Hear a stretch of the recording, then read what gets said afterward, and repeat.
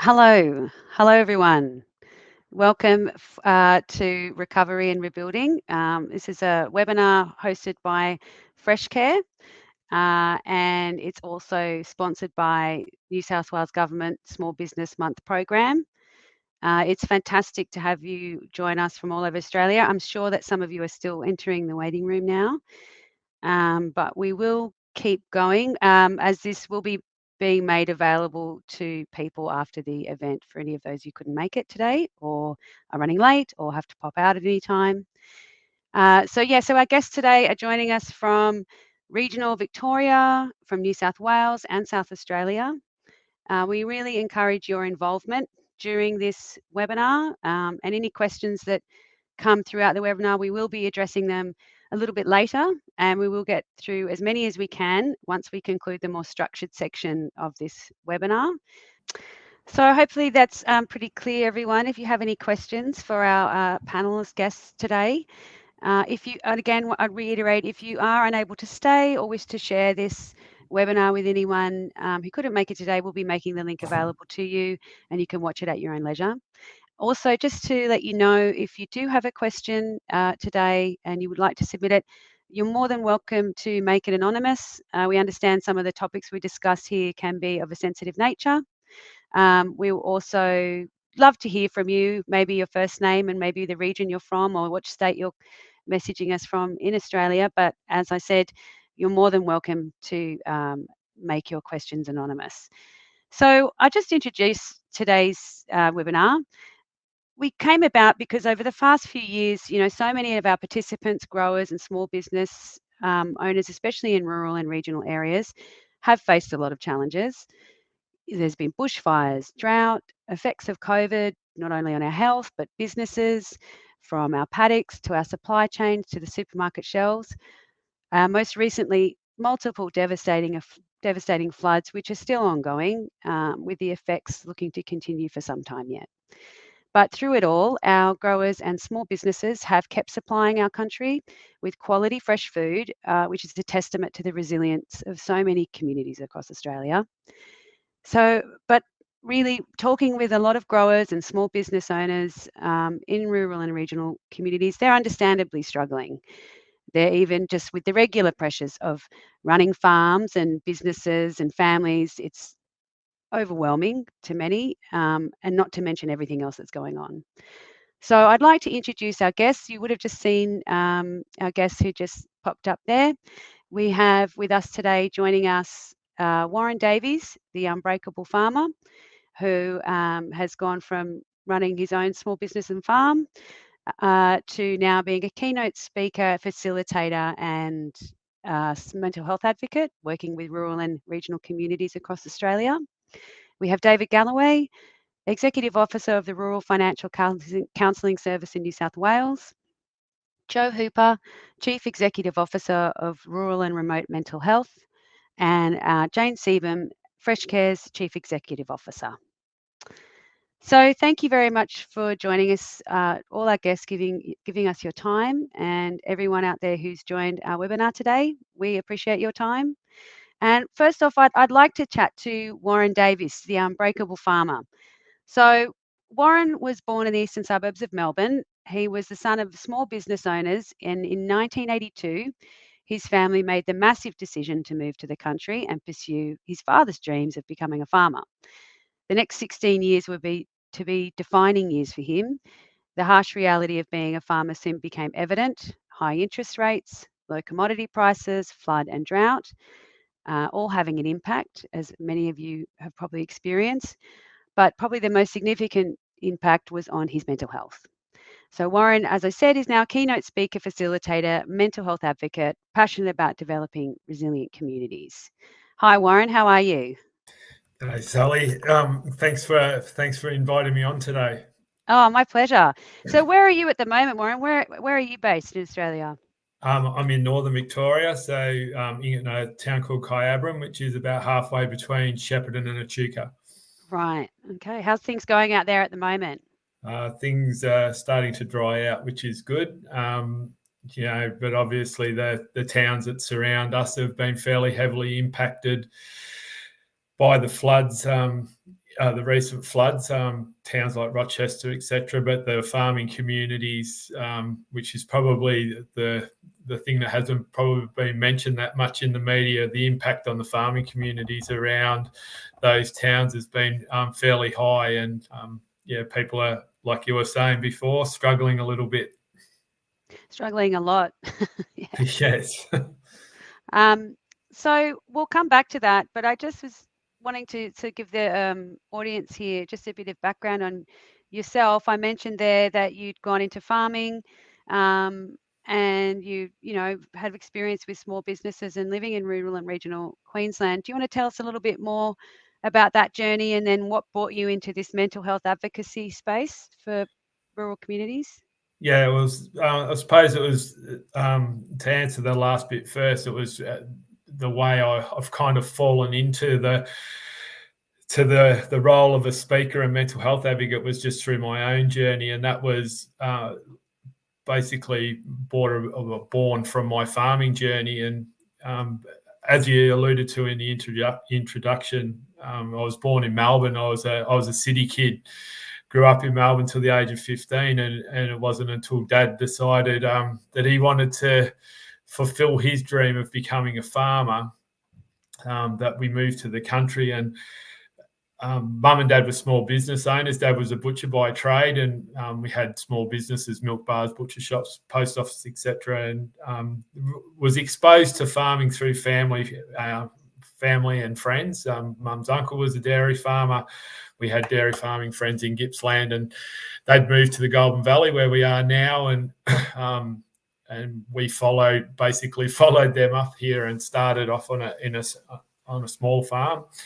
One of the things that I've learned about myself over the last few years, part of my journey as a speaker, was the I suppose the exercise of unpacking my story, and realised a few things about myself. And one of those things was I'd been struggling with anxiety for a big period of my life, but it wasn't until I faced the challenges of farming that these things really come to bear, and that was the start of that. I suppose that journey of being a mental health advocate through my own lived experience.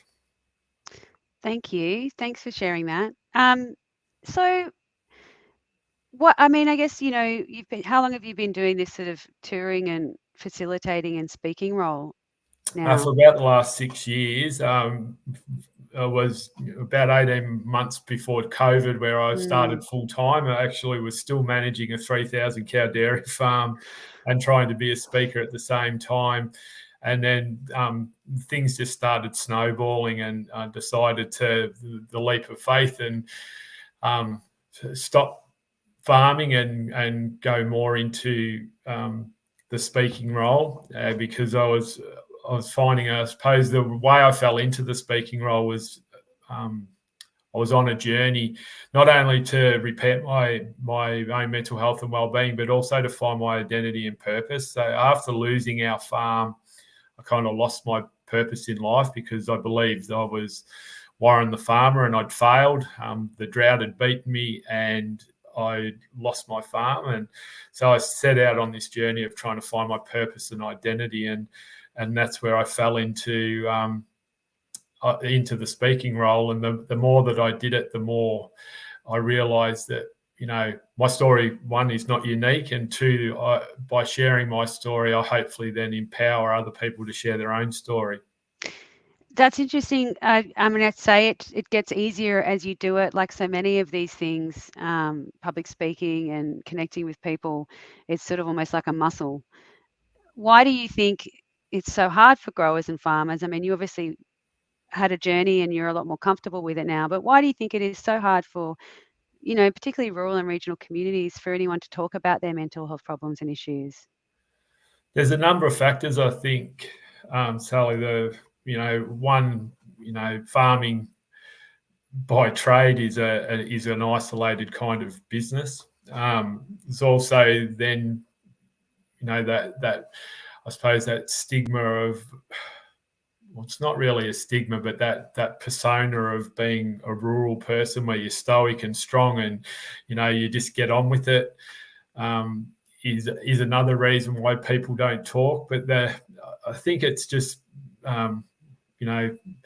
the lack of, I suppose, outlets, and I suppose that's what drives me, what makes me purposeful about what I do is, as I said, by sharing my own story, then hopefully empowers other people to share theirs, which I know that happens. It happens at my speaking gigs, and so that's what drives me to do what I do. And I find by doing that, there'll be people sitting there thinking, well, he's gone through it and this is how I'm feeling. Maybe I should talk up about it, or I should go and seek help. But it is a really hard thing for people. It's a tough conversation to have with yourself and with other people about how you're feeling emotionally, and, with your mental health and how you're feeling emotionally and the challenges that you're facing, because you do feel like a failure at times. And I know I did myself. I felt, even though I call my silent business partner Mother Nature, had a lot to do with my journey. I felt like a failure, even though I had no control over what she was doing. I mean, how are you talking about this journey of mental health? I guess how far down the spiral did you go with that? And what were your first steps to pulling yourself out of it? I went as far as you could go, rock bottom. And it all started and it was a cumulative thing. And that's one thing that, obviously with what we've been through in the last little bit in Australia with, fires, floods, COVID, floods again, drought. There's a lot of cumulative effect of the stress and that on people. And that's what I found. When I described my mental health journey, what triggered that was a flood. We were subjected to a flood, which was a reasonably isolated kind of event where, not everyone in our area got flooded, but we did. And it was an event that really sat us on our backside financially, because we were only establishing ourselves as farmers. And that triggered a lot of stuff that I hadn't, was just bubbling away in the background. And that was, triggered my mental health journey as I describe it now, which was only like a cloud above my head. We had another event, which was a family bust up on the farm, and that also added to that spiral, which turned that cloud into a spiral, because family is my number one value. And once we had a family relationship breakdown, was a real challenging thing for me. And then once we recovered from that, I'd bought my parents out of the farm. We then entered the drought 2 years later, which, once that spiral was already going, the drought just exacerbated that. And one of the things is I had trouble reaching out and talking probably to the closest people to me. One, my wife, is because, she was going through the same challenges and I didn't want to burden her with it, but really didn't know where to turn. And that's another thing that drives me to do what I do now, is to help people identify where they can turn, and whether that's just to their support network, the 5 people in their life that they love and they trust that they can talk to, or whether that's a professional person, and feel no stigma about doing that, because there's nothing wrong with sticking your hand up and saying, listen, I'm struggling here. Whether you think that's big or small, if you're struggling, you're struggling. And, people deal with things differently. And I talk about it myself. Like I spoke at the Hort Convention conference up in Brisbane earlier in the year, and I'm standing in a room talking about my little flood story, and there was growers from the Lockyer Valley that were in that same room that had just been wiped out twice in 6 weeks, or in a couple of months. And it was really daunting for me to share that story, because I thought, who am I to be sharing my story? But the impact that it had on me, my flood, was just as devastating as as being wiped out like they had. It had the same impact. And so we've got to make sure that we realise that it doesn't matter how big or small our challenge is, if it's affecting our mental health, we need to stick our hand up and ask for help. Yeah, I was going to say to you, once people start opening up and sharing the stories, what are the most common questions and challenges that you hear about?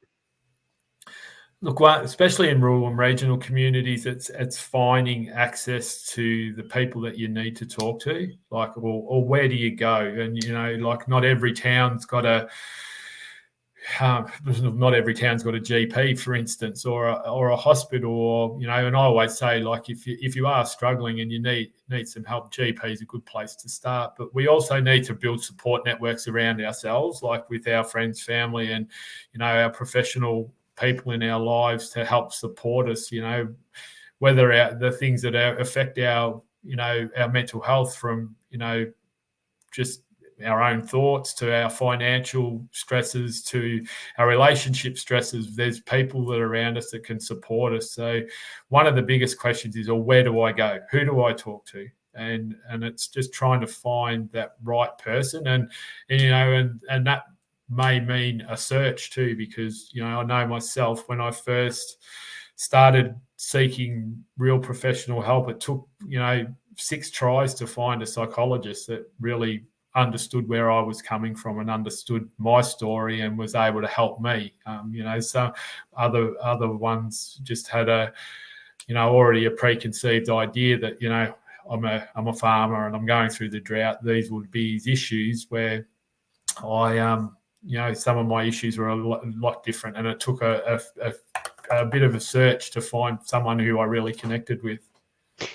Yeah, that's really interesting that you say that. I think a lot of people don't realize that sometimes, a psychologist or a counselor is just another person, and you're often going to just connect with someone just because that's their profession. Would you say there's typically, I mean, I don't want to generalize here too much, but would you say it's harder for, maybe different genders to really find someone appropriate or someone who they feel like they can be comfortable with? Yeah, look, I always talk about myself. I was tarred with the brush twice. I was a farmer one, and I was a male too. So I was tarred with the brush twice. So it made it a lot difficult. But I think trying, and that's one of those, that part of the mission that I'm on, is inspiring those conversations, trying to make people open up. And I've kind of fallen in the work that I do, which is reasonably easy in Australia at the moment, but I've fallen into this disaster recovery space a fair bit, where I get to go to communities that have either been affected by drought, bushfire, floods, etc. And it is really hard for people to talk about their own stories, and try and get their head around the effect that that's having on them. And sometimes that takes a little while for that journey to unfold, like for them to actually reach out and talk. But definitely, I often get women come up to me after my talks and say, I wish my husband had come along to this talk tonight, and but he didn't want to. And so, and I always, always offer my card to those people and say, look, just get him to give me a call, because I'm happy to have a chat. I'm just me. I'm just a normal bloke, and there's nothing, I'm here to listen and so forth. So I think it is really hard, but I think men communicate in different ways as well. And I think as part of building that education and awareness around mental health, it's understanding those conversations and those subtle little, I suppose, cues that we need to pick up on in in everyday conversation, to think, well, maybe that person is struggling, and I should be, asking that question, to make sure that they're okay, and is there any way that you can support them. Awesome. Thank you. Thanks for that, Warren. Well, we might just move on to one of our other guest panelists, but we'll come back to you because I'm sure that we'll have some questions. And just to reiterate, anyone in the audience there who is interested, who would like to ask a question, please do so through our chat function, I believe, and we will get to it once we have finish the more structured part of this session. So probably a nice way to lead into speaking with Jo Hooper. So Jo is the Chief Executive Officer of Rural and Remote Mental Health. Joe is chief. It's a not-for-profit charity that develops and delivers early intervention, awareness raising, and suicide prevention programs designed for Australians living in rural and remote areas. With a focus on Aboriginal, Torres Strait Islander communities, farming and agricultural communities in the resource sector. Joe has qualifications in general and psychiatric nursing law and has worked in the health sector for over 40 years. He has had senior clinical and administrative roles, including Registrar and CEO of the Medical Board of South Australia, CEO of the Australian Medical Association of South Australia. Joe is Director of Mental Health Australia, the peak mental health advocacy body, as well as member of the South Australian Aboriginal Mental Health and Suicide Prevention Steering Committee. Thanks for joining us, Joe, today. Thanks very much, Sally, for your welcome, and thanks for the opportunity to talk to you and your audience. Thank you. I understand, Joe, you just got back. You're in South Australia, is that right? Yes, I'm back in South Australia. I just had my last meeting actually as a director with Mental Health Australia, so I'm no longer sitting on that board after a few years, but that'll create a bit more space to do something else, I'm sure. Oh, great. Well, thanks very much, Joe, for your time today.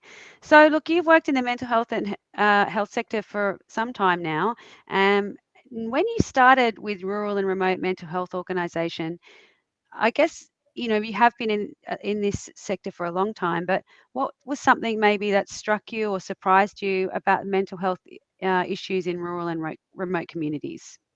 Yeah, I'll answer the question, but I'd just like to sort of do a welcome and acknowledge the First Yes. Nations people, Thank just you. to allow me to do that, and their elders past, present and emerging. And I'm speaking to you from Ghana country, and I extend that welcome to whichever lands you're on, but also to acknowledge those who have lived or living with mental illness and their carers and those people affected by mental illness. I extend a warm welcome to those. So thanks for the question. Just in relation to the challenges, I think I worked in the acute mental health sector before I did other things, and that's working in nice big hospitals with lots of shiny equipment and mental health beds. And then now I'm working in the rural and remote sector, and I'm from the city. I was actually born near London, so I'm not even from Australia originally, but I came as a child. But I think the big things that struck me, having moved from that setting many years ago now, but into the rural space, is just the nature of the people. And I thank Warren for sharing his story. It was terrific to see him do that, and to be a leader in mental health himself through his own shared experience, because he really typified, as I was listening to you, Warren, really typified some of the characteristics and the issues that face people in the farming and remote communities. The stoicism that Warren mentioned, the fact that there is a high incidence of stigma and issues of privacy in the rural sector, the isolation that people experience, the fact that time is money, and if you're not on the farm and you're not either reaping or sowing or whatever you're doing, then if you're taking time out to seek help, you're actually working for yourself. It's not like you've got a few days sick leave that someone else is paying for. So these are the sorts of barriers, and he also mentioned access to care. But I guess just to put this in context for your audience, it's estimated there's 220 figures. There's around about 310,000 people working in agriculture, and if there's 1 in 7 or so or 1 in 5 who are affected by mental illness, and that's actually more in rural and remote communities, and especially amongst the males in rural and remote communities, could be down to 1 in 3. You're looking at about 77,000 people working in agriculture who may be affected by mental illness today. So the one message there is you're not alone. There are lots and lots of people who are being impacted in some way or another by mental illness. And by mental illness, I mean from the mild anxieties and the concerns about your capacity to do work through to the more serious conditions. So it's a lot. It's a lot. So I guess there's some of my observations: is the community, the stoicism, the challenges, the access to getting care, but firstly also just recognising it and understanding it and feeling free to share and talk about it. That is the big challenge, and I admire people like Warren who are doing what they can to break down those barriers. Thanks, Joe, and thank you for the acknowledgement for country as well. I guess you have lived in city and metro city metro areas and we're now working in the rural, regional, remote space. Would you say there's a lot of difference between the mental health issues and challenges that come up between sort of the two areas? Well, I think there are issues I think there are. I mean, Warren's mentioned them as well, and I know I'm repeating what he said, but he nailed it. The issues around finance, for example, and the fact that your produce has to be sold to pay the bills, and so you're dealing not only with the land, but you're dealing with the bank managers. And in these times, with the floods and the droughts and the fires, etc., it just wipes out whole lifestyles. So your life can be turned upside down in 24 hours or less, and that's not something that people living in a metropolitan city often face. So that's a lifetime, or maybe generations of lifetimes that have gone into that investment, not just a financial investment, an emotional investment. And Warren talked about his identity and the issue of, if I lose my farm, I lose my identity and people's connection with the land. And so that threat to identity and what that means for you, and the feeling of loss after a tragedy, such as we're facing now and such as we've faced over the last few years. So I think they're significant differences. And the other big issue is access, and Warren mentioned that. Access to a psychologist, access to a GP, access to a counsellor or a health provider. And I know there's telemedicine, and a lot of telemedicine is actually by telephone, because you've got connectivity and other sorts of issues in relation to face-to-face contact. But there's really no substitute in my mind for actually having a face-to-face in a room and having that connectivity with an individual. And that's hard to find. And sometimes you may find someone, but they're not suited. You're talking to someone from Spring Street in Melbourne or Macquarie Street in Sydney. You're not talking to someone who actually understands you and understands life on the farm. And it's a specialty in itself. So I think having that connectivity with the right provider at the right time is important. Half the people who suicide never see a health professional. And so it's so important that, and Warren mentioned it, those 5 people, if you were to wake up at 2 a.m. wanting to talk to someone, can you name 5 people who in your circle who you would reach out to? Because they're the ones who are actually have the most opportunity to help. Thank you. That's interesting. I like that concept of the 5 people. Are there 5 people that you could call? Because like you said, I think because the access to services there, it may not be a qualified health professional. You might just need to talk to someone, just a friend. So I think, because we are in a particularly challenging time for so many communities with just relentless Mother Nature, as Warren referred to it, the other business partner. What does your organisation help with this sort of, I guess, these recovery and these events? Is it crisis management? Is it prevention? Is it like long-term strategy, or is it a bit of both?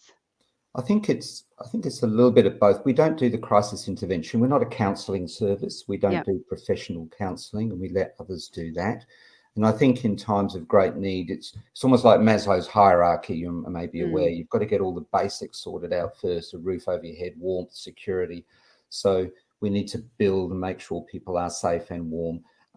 They may not be in the frame of mind to sit down and understand more about their mental health. So there are some immediate needs that need to be catered for in times of crisis. But what we do, our model is to actually go into communities and increase the awareness and knowledge and understanding about mental health, to increase people's understanding of the spectrum of mental health, from anxiety and some of the negative messages that can creep into one's thinking. And Warren again said this. He said, I'm well, he said it right at the intro. We've had a terrible time, you said. And he said, yeah, we're struggling a bit. That's the stoicism. That's the nature of what the language is. And we need to sort of break that down. So what we do is we go in and we provide the training, increase the awareness, increase people's understanding, and help people also open up with others and ask those difficult questions. Are you okay? And if people say, no, I'm not, how do you then deal with that? So what we try to do is we run training and awareness courses for people in the community, and then we'll support those people who are in the community. And we sort of refer to them almost as our mental health first responders. These are people who are more confident in understanding the signs and symptoms and recognising what's going on around them, in themselves, but also in others, and then also willing to have a conversation and provide some assistance and guidance. And I firmly believe, having worked in the health system for as long as I did, the resources and answers aren't there in early intervention and prevention. That's down the track. It might take you 6 months to find someone or to even get through the referral process. I think there's a great deal of benefit to be had in building that internal knowledge, reducing the stigma, and helping communities help themselves, which is mostly what rural communities want to actually do. So it's really about providing those tools, and that's the model that we use once we're invited in. Is that part of the similar thing as your Rural Minds program? Yeah. So the Rural Minds program is basically that's our program where we'll train presenters to do that, and we'll talk about lots of things. We'll talk about things like the statistics and the context, so people understand the nature of mental illness and try and understand how many people are just suffering with it. The incidence of suicides, which is much greater in males. Out of the 9 suicides per day, 7 are males. And in rural and remote areas, the numbers go up in terms of proportion, and for all the reasons that you've heard about to date. So we talk about that, but we also talk about what is stigma and how to reduce it. We talk about things like distorted thinking, where you're saying, well, something's failed, that's because I'm not good enough, and personalising negative outcomes and making sure we're dealing with that.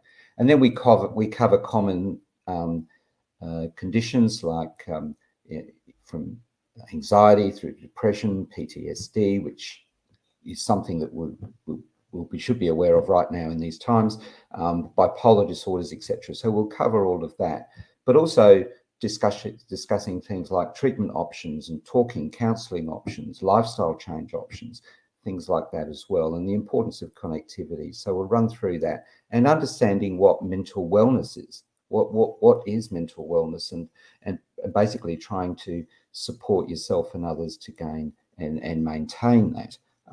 And within that, we also provide checklists and other sorts of support. So really, it's that rounded education. It's not targeted at the health professional level, don't get me wrong. And I apologise if I'm using language which might be a bit like that. It's not that at all. It's delivered by people from country.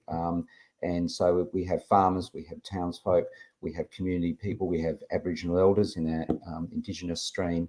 So we want those presenters to be from the backgrounds and from the towns and locations where people live, so that immediate connection is there for when it's needed. I guess that also, if they are from that region or area, there's going to be a lot more trust. A lot more trust, a lot more deep understanding of what's occurred. You don't need to explain it. You don't need to explain anything about the work you do in many ways, because the language and the understanding is already there. So that really accelerates that relationship. And that's critical.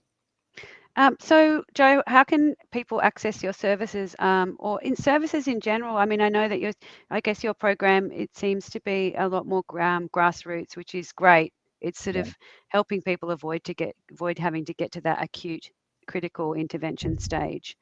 It is. Yes. Yeah. Where can we point people towards to have a look at your programs? Well, there's always a website. So we've got our website, which is Rural and Remote Mental Health, so rrmh.com.au, and you'll find some information on there. And there's also a phone number, which is 1300 515 591, and I can get that to you, Sally, for your audience. Oh yeah, we'll be making all the resources available, everyone. Just links to anything that we talk about here today. So you can talk to us about that, and I don't have a lot of employees. We're a small charity, so what we provide is the training and the materials themselves. And really, we really want the people in the communities to be the ones who are actually undertaking the work. We've done over 450, 500 of these events, and we've had over 14,000 people attend over the 11 years of the programs. So we know there's a lot of people out there, and our job is to support and retain and help those individuals to either run workshops themselves, awareness workshops, the sorts of things that Warren will be attending, and also assist and provide support for others who may wish to become mental health leaders within their communities. So that's one way that you can come to us, and we'll be there long after the cameras have gone from those affected areas. But there's also obviously the usual channels of Beyond Blue and Lifeline and those sorts of areas as well. And there's the federal government has funded new head to health offices as well. But one of the issues is, you know, for the privacy in a town, no one wants to be seen walking into the shiny new head to health mental health office in the town, because they want to be discreet. It stops people from seeing their GP because they may socialise with that person, or the children may play sport together. So you're looking for someone in a different location and with more privacy, and that's a challenge in itself. So issues around access with the health professional services is something we really need to address, because those services aren't there. And they're not there in general health either. Whether we're talking a psychiatrist or a psychologist, or we're talking an obstetrician or an endocrinologist to manage your diabetes or others, we all know the issues with access to proper healthcare in the country. Thanks, Joe. Thank you for that. And look, everyone, just anyone who's listening who would like to access our resources, there is a light blue drop-down menu on the top of the stream, and you can use that to download any of the resources right now. There's a list of links available for you there.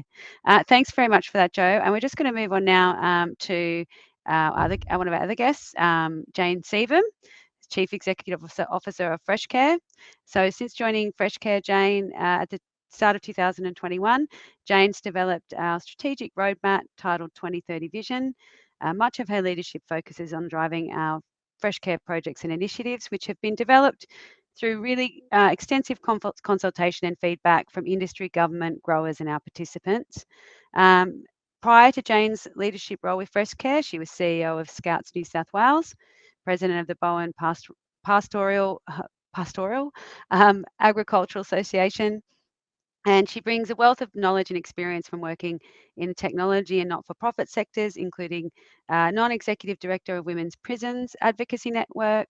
Jane undertakes pro bono works from various NGOs, most recently as non-executive director of Pecky's Disability Services, and Jane also volunteers for the SES. Hello, Jane. Welcome. Hi, Sally. How are you doing? Very good. Thank you. Now, Jane, you've worn many hats over your career. I thought it might be interesting for any of our attendees here, audience today, to a little bit more personally about you. One of them, your roles, was being a small business owner in a regional Queensland town of Bowen. Do you want to tell us a little bit about that experience? Absolutely, Sally. Look, my husband and I made the decision to do a sea change back in the year 2004, and we ended up in Bowen. We just ended up there.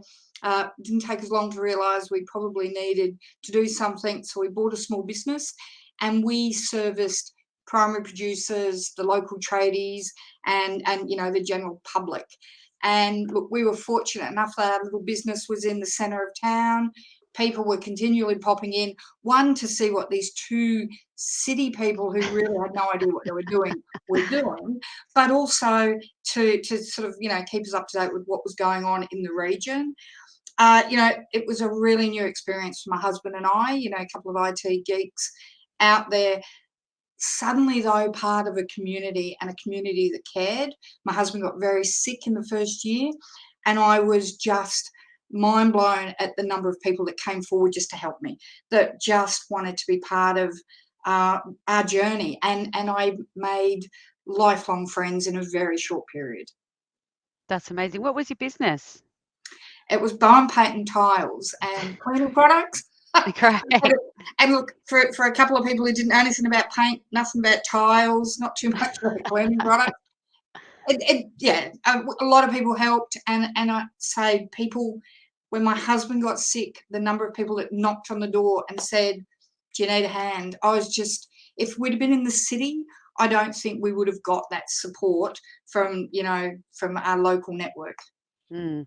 What would you say, so running a small business in a regional community, what did you say that you loved about it, and what would you say at times wasn't so great?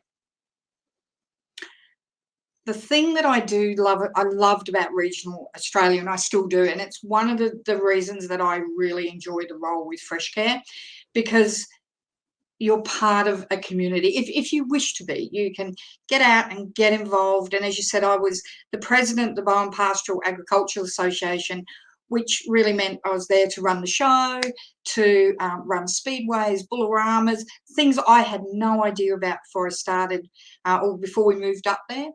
But just to watch regional people who get involved in their community, and at all times just want to be giving. I was part of a disabilities group. I was part of a group looking at social housing crisis and looking for real solutions. So an opportunity to be an advocacy or an advocate, at government level, and really saying you need to look at regional communities.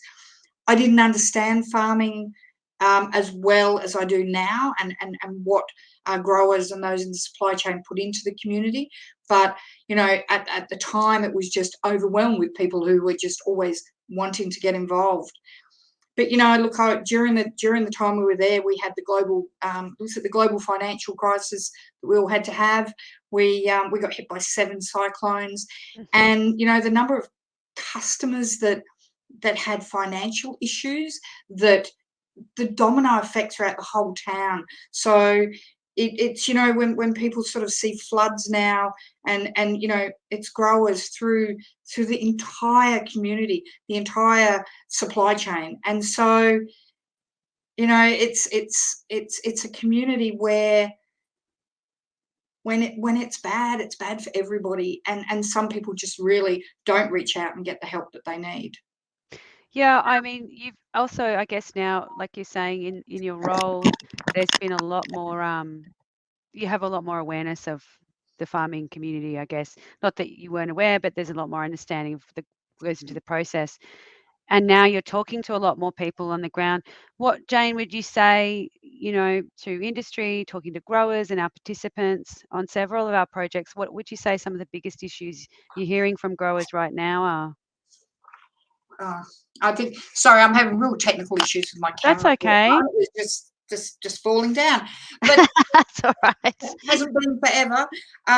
Look, gosh, the cost of doing any business at the moment, the time required to do regulatory requirements, the weather, it's a given, market access, supply chain issues, getting a truck onto a farm to be able to, get produce off the farm, to be able to actually plow and get your produce. Lack of workers. It's heartbreaking to see fruit sitting on a tree that you can't get off that tree because you do not have anybody to go and do the work. So I think that they're like the issues. I think the one that I'm hearing at the moment the most is lack of recognition for what growers do to produce the incredible food they do, the regulation and the conformance around them doing, and doing the right thing and getting the right products to market. There's no recognition, and we in the city don't understand what happens. And the 2 previous speakers, it's the city who are the consumers of all of this do not understand what actually happens on farm out in these regional communities. The lack of services, the lack of NBN. Everybody wants traceability. Everybody wants environmental, sustainable governance statements. And yet our growers are the best stewards of the land. They care. They are just so deeply connected, and there is no recognition of that from consumers, from retailers, from government. We all just keep wanting more and more from them without recognizing they're probably already doing it today. Oh, thanks, Jane. And look, I'm sure that's obviously contributing to some of people's mental health as well. Yep. In regional rural areas. Look, I just realised we're running a bit late with time here, so if you don't mind, I might just have a quick chat to our final guest here today, David Galloway. He's the Executive Officer of Rural Financial Counselling Service, New South Wales. So David's been working in and around small businesses most of his life. and he's grown up working evenings and weekends in his family business and farming operations. David's an accountant specialising in tax strategy, risk, business management, and advice to privately owned family businesses and farms. So David's currently working as the Executive Officer of Rural Financial Counselling Service New South Wales. So they're providing free financial counselling service to farmers and small business owners. Welcome, David. How are you? Good, Sally. How are you? I'm very well, thanks. Thanks for joining us. Where are you based there, David? I'm based in Wagga Wagga, New South Wales. Right. How are things there at the moment? Look, not too bad. I think compared to some of the other parts of the state, it's very difficult to complain. Yeah. Thank you. Well, thanks for joining us today. Look, David, I just, you've worked in this counselling financial space in rural and regional towns for a while. What have you seen change in the challenges small business owners and farm owners are facing now, as opposed to maybe a few years ago or 5 years ago? Yeah, look, I think probably the biggest change that I've seen has been the frequency and speed of the challenges that small business owners and farmers are expected to deal with. I think if you're a business owner, whether it's in a small retail shop or a farm, you understand that you're operating in a dynamic environment. But change really is becoming a constant, I think. For example, at the moment, today in Wagga, you're dealing with, if you're a farmer or a small business owner, you're probably dealing with natural disaster or the impacts of natural disaster, interest rate increases. You're probably dealing with supply chain issues, and as Jane mentioned before, staffing shortages. But 12 months ago, they were very, very different impacts that were impacting your business, and you were probably dealing with COVID, trying to manage a workforce that was working from home, biosecurity issues that have occurred over the last 12 months, and also one of the big changes that was forced on businesses, I think, with COVID was transitioning to their business model to take online sales, and I think that was a big one. So for me, I think the key really has been making sure that people are prepared, that you monitor and understand your environment, and that you respond to change in a planned and non-emotional way. I was going to ask you that. I feel like, it's like you're constantly changing now, but some of this stuff that's happened is so catastrophic. It just, can you plan for such inundation, or can you plan for such extreme changes and still manage to run a business, successfully in these areas? Yeah, I think you can. It's difficult to plan for, and particularly as the floodwaters are here. How do you plan for water when it gets up to the gates and your property? That can be difficult.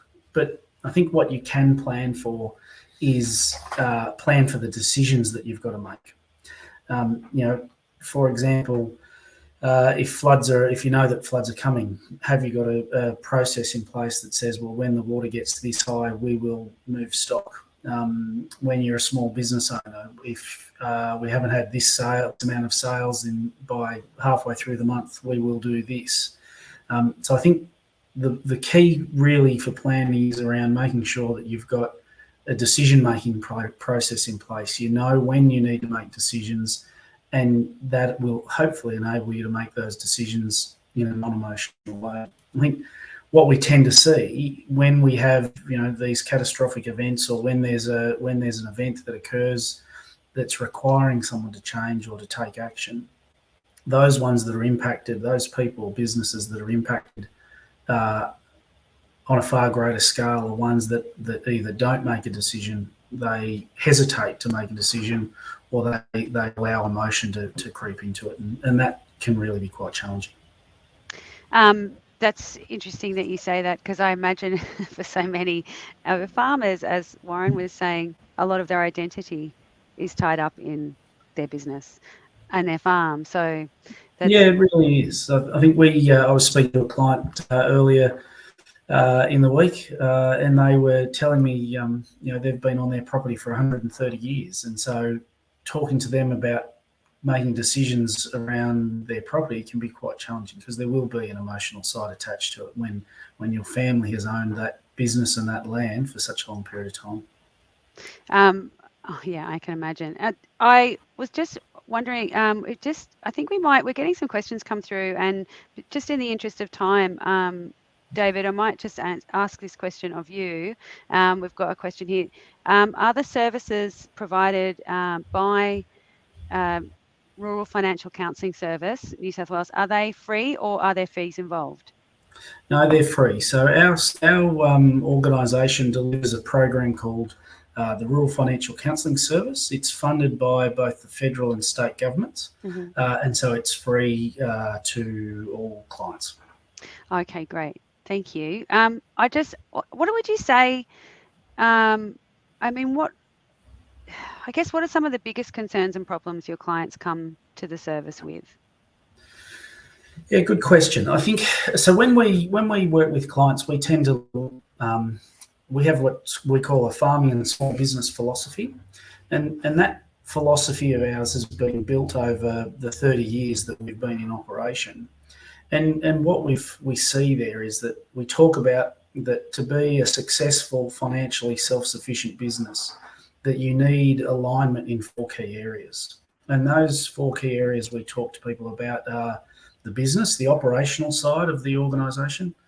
We talk about the business owner, so themselves, their support network, so who are their go-to people. And because small businesses and farming operations are so often family-run businesses, the family. So we look at those 4 areas. And generally, people will access our service after some type of event. And so those events could fall into any of those 4 categories. Whether it's a natural disaster that's impacting the business operation, whether it's a relationship with their bank has deteriorated, it could be that there's family conflict, or it could be that the business owner themselves experiencing a situational mental health wellbeing issue like anxiety or depression. And so the sorts of situations that we see can be people trying to deal with low levels of cash or negative cash flow. They can have legal or insurance issues, disputes with banks. We quite often get involved when there's family relationship issues, and that happens a lot during succession planning and transferring farm ownerships. But also, as I mentioned, situational mental health issues like anxiety or depression. So that's really hard. You're having to help these people make business decisions in a non-emotional way when they're in the middle of maybe a mental health crisis. How does the service manage that, or how do your counsellors manage that? I guess they're kind of playing a dual role sometimes. Is that right? Yeah, they do. Our role is really we like to call it's a cross between an accountant and a psychologist.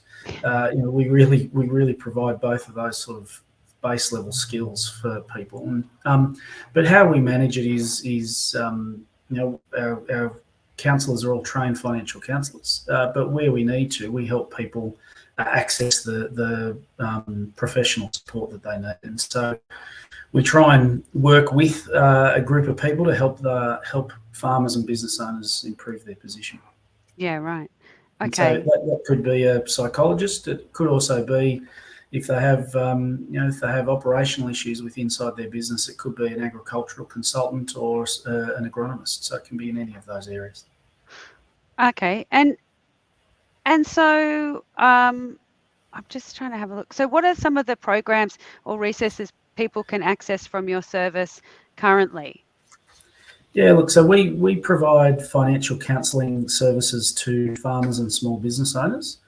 We do that on behalf of both the federal and state governments. So the services they provide they access when they come and see us are financial counselling services. So what that means is we can help people analyse their financial situation and work out where they're at. We can help them negotiate with creditors. We can help them access government support and other programs. We can speak to their insurer and help them work through insurance issues. We can help them identify sort of where they're going and some options for how they're progressing. And probably one of the important ones at the moment is we can help them look at their recovery plans and decision-making processes off the back of natural disasters. So lots of things we can do. Have you seen any really uplifting or promising success stories from people who've come to you? Yeah, very much so. I think the key thing with us, we don't have a prescribed endpoint with a client, so we don't tell them what they have to do. Our service is client driven, so we will often talk to clients about where they want to get to and the goals that they want to achieve, and so our role is to help facilitate that process for them. So to help them ask the questions around where they're at the moment, what their actual position is, where do they want to get to, and then how they're going to get there. And that could be, maintaining a successful business. It could be selling your business. It could be passing that business down to the next generation. So it really is determined by the client, and our role is to just help them make their way through the journey. Thanks, David. Thank you so much for that. So look, we might go a little bit over if that's okay with everyone, because we've just got a few questions that we'd like to our panelists. We'd like to we'd like to ask them. And I just go back. I'm just having a look here. We have a question. It's a tricky one, and I don't know if it's one that we can really answer. It's maybe for Warren. I said to Warren or Joe. It's Debbie from Queensland, and she says, it's not necessarily that people don't want to access services. Maybe they can't afford it. We've, as you mentioned, seeing the GP, a lot of GPs have stopped bulk billing now, and they're doing it tough and short on money. How do we go about finding free mental health services for people? I guess, yeah. I would jump in there, Sally, if that's all right. Sure. I do know that Beyond Blue currently has a program for small business owners, which is, I think, 6 free sessions for small business owners. Great. Mental health. Okay, yeah, Beyond Blue. So that's easily researchable online. We might put that in our resources link as well, website there. Joe or Warren, did you want to jump in with anything there? Any advice? Look, I think, yes, the Beyond Blue one is a good one, and you're right. The issue of cost barriers for these programs is important. I mean, obviously, there's the various lifelines, and I know that the Head to Health centres are also looking at some free counselling. The federal government recently reintroduced the rebate subsidy also for psychiatrists serving in the rural areas. So I think this issue of finding someone who will bulk bill, particularly in rural areas, is extremely difficult. And I can only agree with the person. But if there is someone out there, your caller, who'd like to contact me, I think we might be able to help put them in touch with someone who might be able to assist.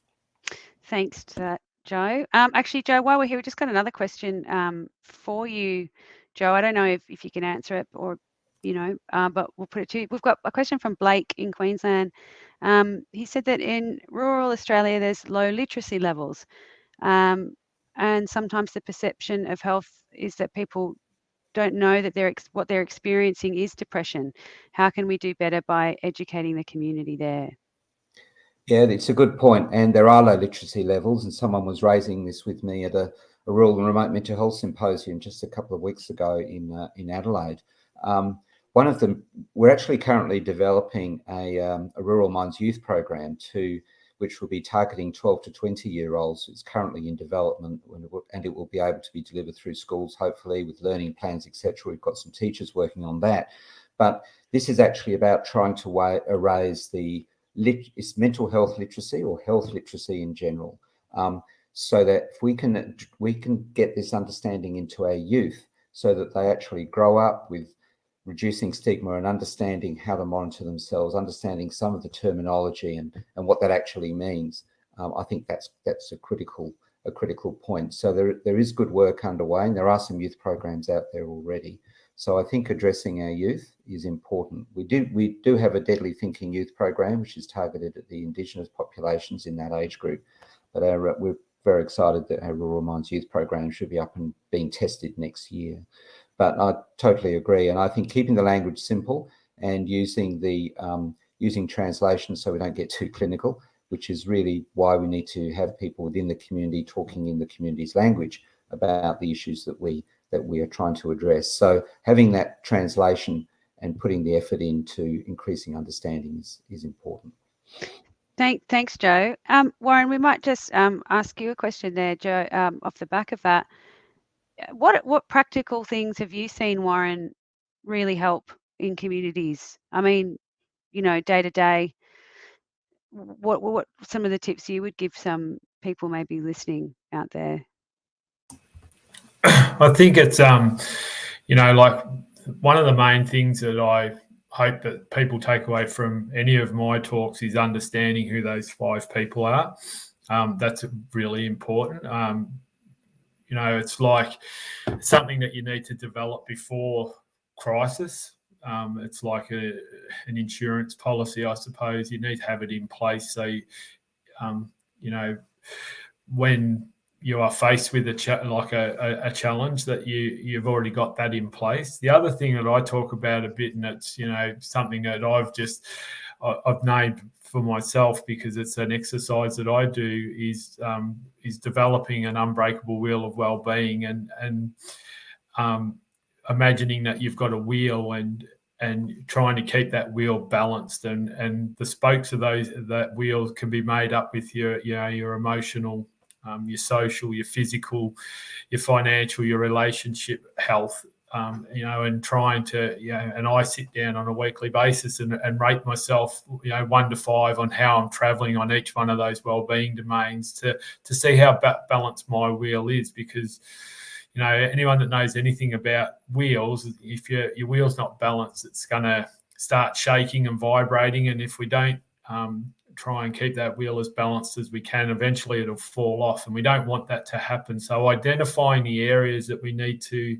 I suppose, target as far as our well-being's concerned is another good exercise. But just simple things about opening up conversations, being empathetic, and showing genuine care to people that are in our community. And obviously there's some steps before that, and understanding those subtle differences. But I think the best piece of advice I can give anyone is if when you're approaching that conversation or trying to identify someone that might be struggling, or whether you're struggling yourself, is if your gut's telling you it's not right, and your heart's telling you that you should be doing something, well, you probably can't go too far wrong. And that's one of the things that probably holds back this conversation. The starting of any of these conversations is that we all think that we need to have the advice, or we need to have all the answers, and we don't. Sometimes it's just as simple as just sitting and listening to someone, share how they're traveling, and just being there and being that person there to support them. And you might not even have to say anything. You just the fact that you're there is enough. And I learnt that of a fair bit of the work that I did after the bushfires down in Gippsland. just rocking up someone's driveway, sitting down having a cuppa, that's all they needed. They knew that I couldn't fix their problems, and I knew that I couldn't fix their problem, but just the fact that I was there, and you were having that conversation was enough to let them know that they were supported. Actually, Warren, we have a question as well to you about your story. Someone's asked, did you receive any support from the government and agricultural industries to get your message out? Not really. I don't get any support. Obviously, a lot of the speaking gigs and the communities I get to work in have been funded through government recovery grants or whatever that the community might have applied for. But basically, people just engage me on a one-on-one kind of basis. So I'm fairly privileged to get to do what I get to do, and work in the communities that I get to work in. Thank you. Maybe one day, maybe you might get a big fat grant. Well, Joe, question for you: who's the target audience in your community? So that you target to get to your services in community? Do they reach out to you, or do you target them? And is this funded by local, state, or federal? How's that work? Thanks. We target communities invite us in. We do a bit of prep work before we go into any community, because we can't just go in and assume that people might want access to the service or the training that we provide. And there may also be other services that are in the town anyway. So the first step is to actually have a dialogue with the community. What do we mean by community? It could be a local geographic community, or it could be a community of people who are defined by race, defined by work. The types of people that we really like to talk to are the people in the town who are the leaders, and those leaders aren't necessarily by title. It might be the hairdresser, it might be the publican, it may be someone at the local bank, it might be the local church, when we've spoken to the pastoral services before. So these are people who come into connection with a lot of people in the town and hear all the stories about what is going on and provide, in a way, an ear to listen to. So they're the people who we really like, and they will self-identify to come and undergo the training to become the leaders within their town with a bit more mental health training. And we provide other sorts of training, not just our own as well. So they're the people who we will talk to. But the workshops are open to anybody. Anybody can self-present and self-elect to be someone who they think can actually do some more work within their town or within their family. Thank you, Joe. Actually, David, I might just extend that question to you. If people are wanting to access your services, how do they go about that? Do they contact you through their website? Is there some kind of criteria they need to meet? How does that happen? Good question. No, so we've got about 40 counsellors across the southern and central parts of New South Wales. Mainly all out in small little towns and communities. So if anyone wants to reach out and contact us, the best thing to do would be try our 1-800 number, which is 1-800 319 458, and then we'll connect you with someone local.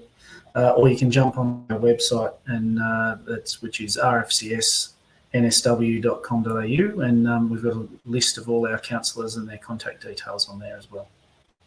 And there's no set of criteria they have to meet, or is it just open to anyone? No, so we only provide support and services to farmers and small businesses in rural and regional New South Wales. So if you fit that criteria, we can help you. That's great. Thank you. I think we might have to wrap things up shortly. I will just, for those of you who are listening, any of our Freshcare participants, just point you towards our free and anonymous service through Benestar, our employee access program. But what that basically means is your family and your staff can access financial and mental health counselling or coaching. I think it's up to 6 free sessions through that if you're a Freshcare participant. So please go to our website and please use that service, because as we have seen through this discussion, access to services, especially free ones, is difficult at the moment as well.